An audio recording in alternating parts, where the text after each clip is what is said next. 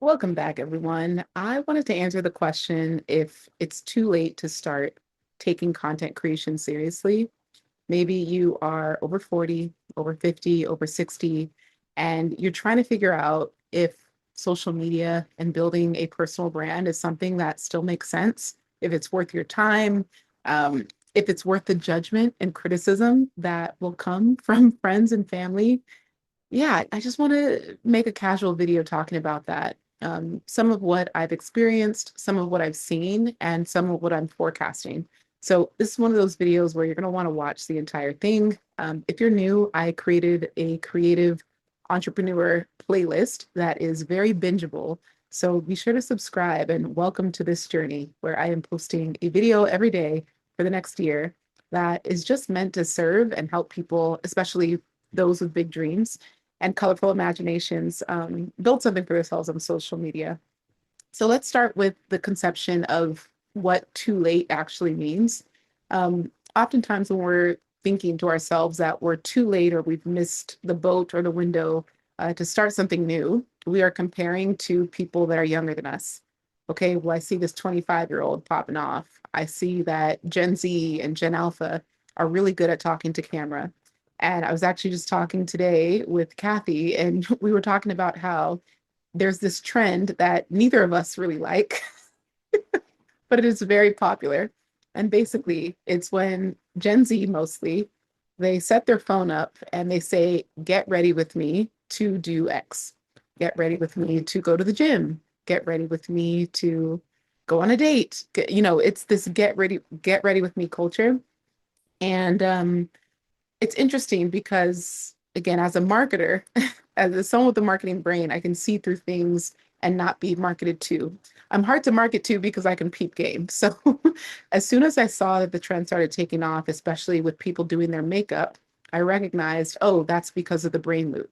So what happens is if someone is saying, get ready with me, and the first thing that they're doing is applying makeup on their face, what your brain is now doing is saying, I have to watch this entire video until I see what their makeup looks like finished. And without even recognizing it, they have trapped you into watching a video that you don't even care about, that, 5 swipes later, you have already forgotten the premise of that video. But our brain has a way of needing to close loops. And so some of the best things that you can do with hooks, with content, with trends is opening loops for people. So if you start a video with a question, people have no choice but to keep watching until the question is answered. And that's why sometimes my most viral seasons on social media was when I based all my content around questions.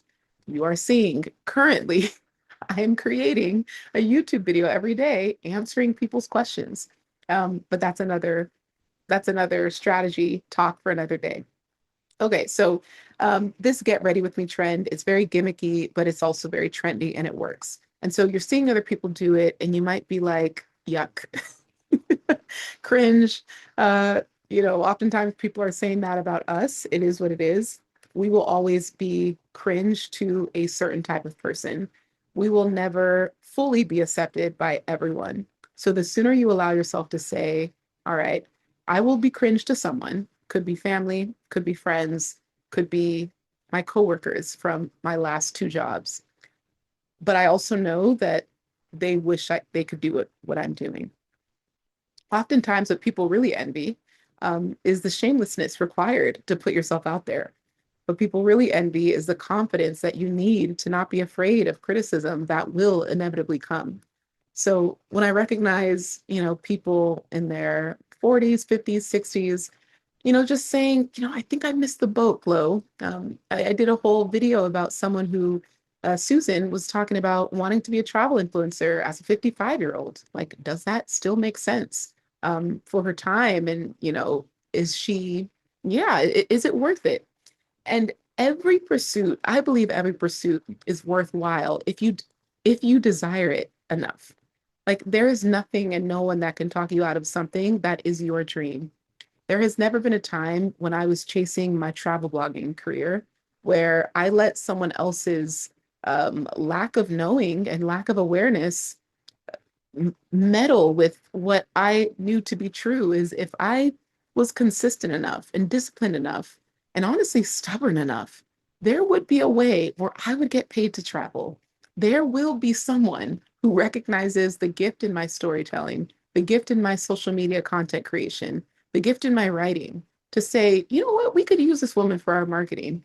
You know what, this woman is actually attracting a demographic of people who are spending money on travel. Actually, this woman has a vibrant personality, and all the people in our office are old white guys. She sells travel better than us. And I think that humility of them and the awareness and persistence of me made for a great combination for a lot of my travel collabs. So again, I wasn't looking for permission or even a blueprint from anyone. I recognized that if I could dream up this idea where there was a world that existed in which I was paid to travel the world, that was all I needed. The dream was enough for me to pursue. So if you are someone in your 50s dreaming about making money on the internet, sharing wisdom from all of your lived experience, um, inspiring and encouraging other women who are struggling through something that you have already navigated, you can and will get paid to just be yourself. The greatest flex on social media is being paid to be exactly who you are without permission, without instruction, without anyone else telling you how to do it. So it's not too late. And when I think as well about the opportunities that still exist, you might say, okay, well, all of the influencers and creators, they're already established and they have cornered their market, and there's not room for another voice, another personal brand, another influencer. Like there's everything is taken. What I say to that is there is always going to be room for talent. There will always be room for creative. There will always be room for different. So you do not have to be the first. You don't even have to be the best. But if you have a specific talent, if you are creative in your delivery, if you are truthful, honest, and transparent about what you talk about, there will always be room for you. And I'm a God girl, so I'm gonna say your gifts will make room for you. You know, God will open doors for you that no man can close. And I live and walk with that level of dominion and authority. God has gifted me with an ability to press record on the camera and not care about the judgments. God has gifted me with the ability to draw patterns and make analogies from random things to help people better understand complex topics. God has gifted me with the ability to be disciplined, to show up and talk about the same thing 1,000 different ways. A lot of the questions that I get are pretty much the same questions being asked in different ways. Okay, so understand that if it's permission, if it's instruction, if it's guidance, if it's direction that you're looking for in terms of like knowing that it's possible for you to be successful as a creator, let this be it. And another thing I want to say is sometimes if we're trying to make money up front or right away, it convolutes the journey. If you are saying, okay, Glow, you told me that it's not too late for me as a 43-year-old to start making money on social media, but I posted every day for a week and no one is engaging. I have shown up for a month and I still feel confused or I'm losing followers. Like, what do you mean? Like, it's not too late. I feel like I've missed my boat because no one's paying attention. Understand that being small and starting over is one of the greatest, it's almost like a blessing to not be discovered in the beginning, because that's where you can like mess up. That's where you can play, and that's where no one is actually paying attention to your mistakes. But imagine if you commanded a ton of authority and viewership, and then you also were trying to discover your voice. You will be torn apart left and right because the internet is brutal. There are trolls. There are like really mean people. And I think it's a blessing that you don't have followers yet. So discover your voice, discover your identity, discover your persona, figure out an alter ego that you can embody so that you're protected at your core. I think it's important that, what you're giving social media and honestly, strangers on the internet is separate from who you are and what you enjoy in real life. Meaning that there are things that are just reserved for me, my loved ones, family, friends. I don't need to share all of me with the internet. And sometimes I see people and, again, it's hard because you want to be transparent, you want to be vulnerable, but at what cost and to what degree? Because if you allow people to dictate the level of what you talk about or how rawly you speak about something, you might not have anything for yourself.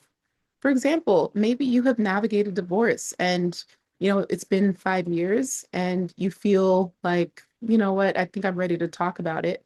And if someone messages you and says, can you talk about the divorce settlement? Like, did you end up having to pay? Are they paying you? That's none of their business. You do not have to be transparent to a degree that you have no privacy or boundaries. So understand that you can help people and still maintain your integrity in terms of what you share and how much you share of it. So if you are leaning into a space of vulnerability and transparency and really going deep on topics that are quite heavy, you dictate those boundaries. You do not have to talk about what feels heavy. And I've shared this in a previous video, but don't talk about something until you've got the lesson. Sometimes we want to share, because it's current and it's relevant and, it also helps us release and process. But if you're still trying to find the lesson in the pain, it's not ready for posting. Okay. Let it be for yourself. You still need to process. You still need to figure out, like, what is what was the part that I played in this? Because if you're posting something that involves someone else and the whole thing that you're sharing is blame about all the things that they did wrong, you're not ready to share it. You're not ready to talk about it. I am at a point where I recognize any issue, conflict, anything that goes wrong in my life, there is a part that I played. There is a 50% ownership that I need to take in this not going the way I anticipated. And until I'm able to get to that point, I'm not ready to talk about it because I refuse to allow myself to believe that everyone else is a villain, everyone else is messed up, everyone else did me wrong. I'm like, no, what were the lack of boundaries that I had in place or didn't have in place that allowed that behavior to be okay? At what point did I not communicate that this was not okay for me, you know? So all that to say, there is always space, always room, and always opportunity for you to decide, you know what, September is around the corner. I am going to just give myself the opportunity to show up in a way that might surprise people and in a way that might surprise myself. Do it for the plot, do it for the story, do it for the journey, do it for the show. Like, it's so fun to recognize that everything that you decide to do for yourself could create an incredible life. But you cannot determine what type of life is on the other side. You cannot say, I will post this to get this, and therefore this will happen. I don't know what's ever going to happen. I just do it because I'm excited to find out. My curiosity is like my greatest, uh, I don't know, it's like my greatest motivator. It allows me to say, because I don't know, like that's not going to take me out the game. That's actually going to propel me to keep playing. I can't control what's going to happen if I show up every day. So why don't I just go ahead and find out? Let me get in the arena. Let me play the game. And I've talked about this again in a previous video, but the greatest networking tool is having a personal brand. There is not a single person sorry, one person, Oprah. Okay. Oprah aside. But she did feature me in her magazine, so we're close. And I know her neighbor. So again, one level removed. Okay. But there's not a single person except Oprah that I haven't yet met that I didn't want to meet. And they found me through social media. All of my heroes, all of my favorite podcasters, all of my favorite authors, all of my favorite artists, all of my favorite creators, I'm literally, quite literally, either friends with or associated or connected to in some capacity. And it was because of who I was on social media. Sometimes you have to allow yourself to be interesting. Like, be interesting so that the people that you're interested in can find you. People don't just want to build a network of fans and followers. People want to say, I want to connect with those who are operating at my level or higher. Like it makes you competitive. It makes you someone like worth admiring. Like like it's so dope to look at my friends and be like, I admire the mess out of you. Like you are so dope. And I'm just inspired by my friends. And that allows me to keep showing up in a way where I admire myself too. And there's this like mutual admiration of like, man, we're so dope. Look at us doing the thing. So get to a place where you admire the way that you're showing up. And then you recognize that other people start to reflect that admiration onto you. And it just gets you in rooms and it gets you at tables. There's access that you quite literally can't buy. And it's just because of the person that you are, it's because of the resume that you've built. And Blake Lively's husband, I think Jesse Itzler, he talks about how he's on a mission to build like the coolest life resume. And that statement, I resonate with it so much. Like I'm just out here trying to build the coolest life resume. There is no end game. There is no finite concrete goal. There is no dollar amount I'm chasing. I'm just living a really cool life and I'm inspired by that. Okay? So it is not too late at any age. So give yourself a start date and just see what happens. Okay. And if you are watching this for the first time, you definitely want to check out a link in the product description. It's called The Creative Reset, and it's basically having me in your pocket for the next 90 days. If you are someone that needs guidance, structure, clarity, ideas, social media tips, monetization hacks, I put all of that in there for 50 cents a day to make it super affordable and accessible.